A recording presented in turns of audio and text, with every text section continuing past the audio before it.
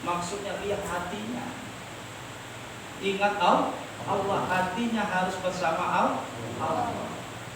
Saya tanya, ada zikirnya nggak tadi?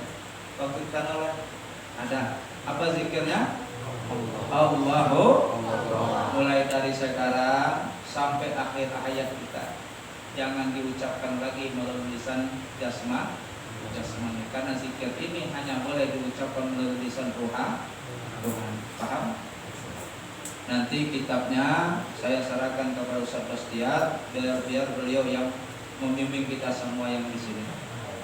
Jadi nanti Ustaz Bastiat akan ada waktu ke pondok ambil kitabnya. Nama kitabnya Hudul Juman, agar kita semua belajar ingat kepada Allah.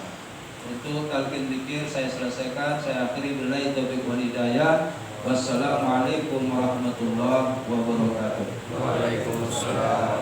Nah, untuk yang satu tadi belum saya tutup. Saya duduk lagi ya.